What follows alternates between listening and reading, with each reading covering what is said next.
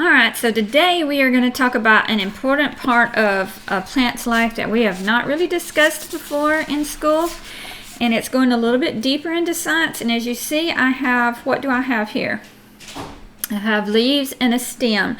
And so we know that a plant needs dirt to get nutrients, but it also needs leaves to make food. So we're going to be looking at how leaves make food today. And so we are going to take our book that says, "What is photosynthesis?" We got to get the staple out of it. I just cut my fingernails, so I can't really pick at this like I could before I cut them. Because we've been building a garden bed and doing a lot of work, and my nails have been breaking, so I just cut them all. Alright, so we're going to cut it on the dotted lines. Cut straight and carefully.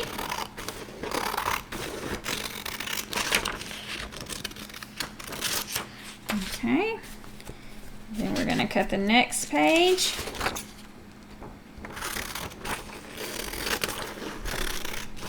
Have you ever wondered why plants have leaves? Like a tree, I mean, they are covered with leaves. What is the point of all of that? And why is everything outside green? The grass is green, the bushes are green, the leaves are green. There's a lot of green outside. And if you think of the color green, what does it make you think of? Green makes me think of life, because everything that's alive, almost everything that's alive is green. Of course, I'm not green. Alright, let's see if we can get these pages in order. So we've got our cover, and then we've got page 1, page 2. Look at your page numbers and just lay them all face down. Page 3, page 4, page 5, page 6, and page 7. This is a big book. So you're going to have a nice little collection of science books when we get done. So tap it both ways. And let's staple on the back side. We want it to open on the front, so we're going to staple by the W. Just on the edge, because you want to be able to open the book all the way. Alright. I think I need to staple that one again, because it kind of went off the edge. Alright, so what is photosynthesis? So open up your book and fold the first page. You read out loud with me, and we'll stop and we'll talk. So what do you see on the first page? I see a plant, and I see the roots and the dirt. So do you see how the roots are holding up the plant and sucking nutrients from the soil? It looks like sunshine is shining on this plant.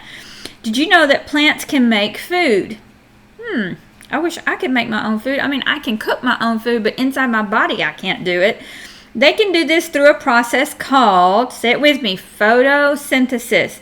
Let's take a look at how this process works. Turn the page. Alright, so we're going to look at the meaning of the words. Photo actually means light, and when you take pictures, you have to have light. And synthesis means putting together. So when you synthesize things, you put them together. The word photosynthesis can be separated into two smaller words. Photo means light, synthesis, which means putting together. Plants make their own food, and this is done using light and the process called photosynthesis. So that's why plants have to have sunlight to live. If you cover up grass with a tarp or a swimming pool, Leon, I know y'all just got a swimming pool, so if y'all keep leaving it in that same spot, then one day when Mama lets the water out, move it and look at the grass. The grass will be dead. Anytime you cover it up where it can't get light, you can put your plants that are growing, you can put a box over top of them and leave it, they will die. You have to have light. So let's look at this page. So that's what it says. It says you need sunlight, that's light coming into the forest. You need carbon dioxide, which is a gas in the air. We have nitrogen, oxygen, and carbon dioxide. And you need water. For this whole process to work, this is the three things you need: sunlight, water, and carbon dioxide. Can we see carbon dioxide? No. Is carbon dioxide good for people? No. Carbon dioxide is not good for people. Plants take up carbon dioxide out of the air, and they put back out the things that we need to breathe. That's why it's very healthy to have potted plants in your house, because they take up the carbon dioxide. It is very healthy to live in a place where there's trees and grass and bushes. It's not just appealing to our eyes, but it is good for our health. To make food, plants need 3 things. Those 3 things are carbon dioxide, water, and sunlight. Let's take a look at how these are collected by plants. Turn the page. Ding! All right, look, their leaf is almost like my leaf. See? Carbon dioxide from the air passes through small pores or holes in the leaves. These pores are called stomata. Can you say stomata? All right, I'm going to look at this really closely. I'm going to put it up to the camera. Can you see them? No, but I bet if we had a microscope, we could see them. You could try looking with a magnifying glass. I don't know if you could or not. They're probably so very tiny. All right, so let's look at what's happening in this picture. So the sunlight is going into the leaves, and the water is coming up into the roots. Water is absorbed by the roots and passes through vessels in the stems on the way to the leaves. Sunlight is absorbed by a green chemical in the leaves. So these are filled with a green chemical. Oh, here's a close-up picture of the leaf. Photosynthesis takes place in the leaves of plants. The leaves are made up of very small cells. Inside these cells are tiny structures called chloroplast. Chloroplast. Can you say it? Chloroplast. Each chloroplast contains a green chemical called chlorophyll. Chloroplasts are filled up with chlorophyll, so they're filled with chlorophyll, which gives the leaves their green color.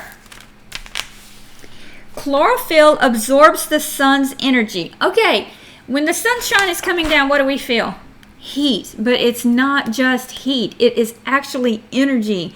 The whole world is made up of energy. It's so truly amazing when you start studying it. But the sun is putting off energy. So chlorophyll absorbs the sun's energy. It is the energy that is used to split water molecules into, all right, so water molecule is joined together, and it's made up of hydrogen and oxygen, and it separates it. So now we have hydrogen alone and oxygen alone. Oxygen is released from the leaves. That is what we breathe. So it breaks it apart off of the water. This is so truly amazing. Breaks them apart, puts it back out into the air. We breathe it. So God designed this earth to help us. Hydrogen and carbon dioxide are used to form food for plants. So it keeps the hydrogen and the carbon dioxide that is pulled in by the stomata, and it makes food. Oh, that's the end. So how does it make the food? I do not know. I do know we can figure out the process of what happens though. So leaves have tiny cells called stomata. The stomata gets carbon dioxide from the air. And then they also have little cells called chloroplast.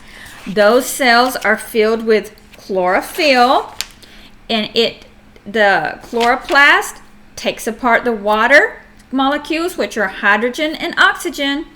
It puts out the oxygen so we can breathe. It keeps the hydrogen, and it uses the carbon dioxide and makes food.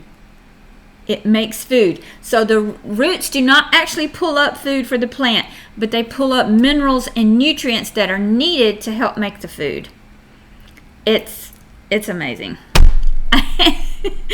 God is a truly amazing creator, and he made this life where it is just so unbelievable, because a plant can reproduce seeds so you can keep growing it. A plant can make its own food. So why do we need plant food? Why do we need Miracle-Gro? Because our dirt does not always have enough nutrients. And so if you add nutrients to the plant, it can grow better. But if you have really great dirt, you don't need as much nutrients. All right, so that was an easy science lesson. And you will continue learning more about photosynthesis as you get older, but this is your first lesson. So just remember, leaves have stomata that pull in carbon dioxide. They have chloroplast that are filled up with green chlorophyll. Okay, and that's how it makes it. It uses the light. All right, enough. If I can get it cut off.